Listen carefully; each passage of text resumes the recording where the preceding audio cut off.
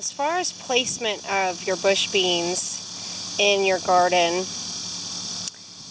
regarding companion planting as well as just access to them, because you do have to get down, and it's good to be short when you're harvesting bush beans, because it's like going on a treasure hunt.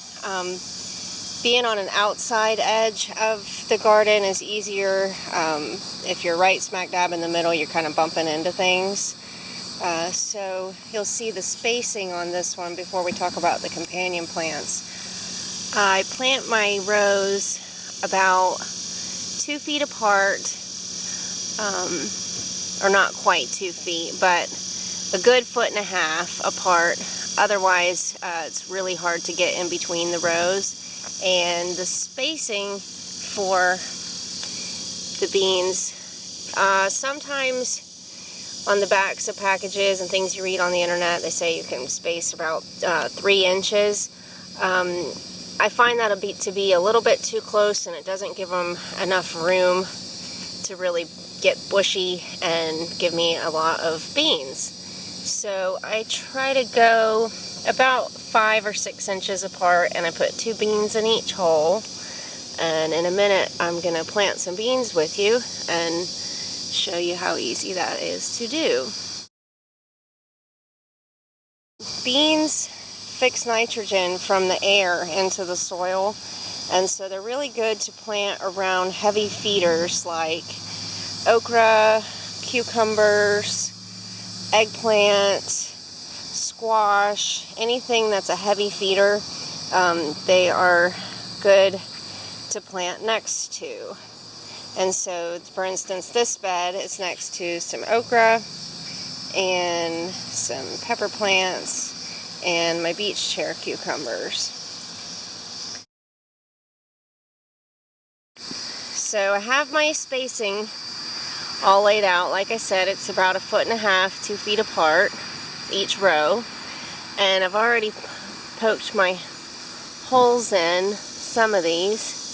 But what I do is I just use my finger and just poke down. This is called an exact science. And I poke down about 2 inches just to give it a nice little cradle. And in this bed we're going to plant some bush blue lake beans.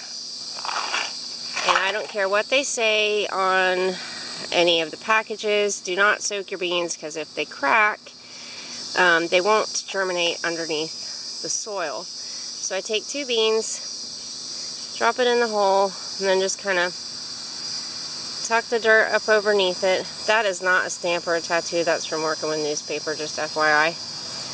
And I continue that and fill up each hole, and then just lightly pat it down. And so I'm not going to go through the whole process with you, you get the idea. And once it's all filled in, give it a nice soak. I put the newspaper down between the beds. It keeps the moisture in, but when the beans start growing, right when they pop out of the soil, it helps them in case it rains or there's a wind.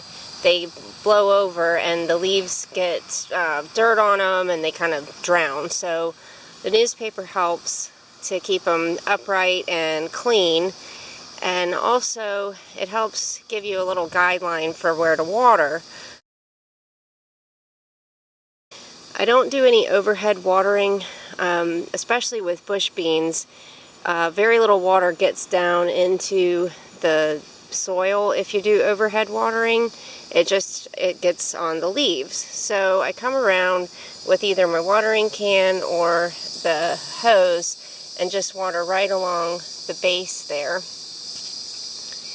And like their mommy, they like a good drink, so don't be shy with the water. You'll know when you've watered them enough because they'll respond with a dark green color. Like this one I need to water. In the morning I'll give it a real good soak. But when it turns like a lighter green, or at least for me, my experience, it needs more water. When you give it enough, it'll turn a real nice deep green color. And I think that's pretty much it about my beans. I hope this helps. And now I'm going to go back and finish that bed that we were just working on. Alright, see you later.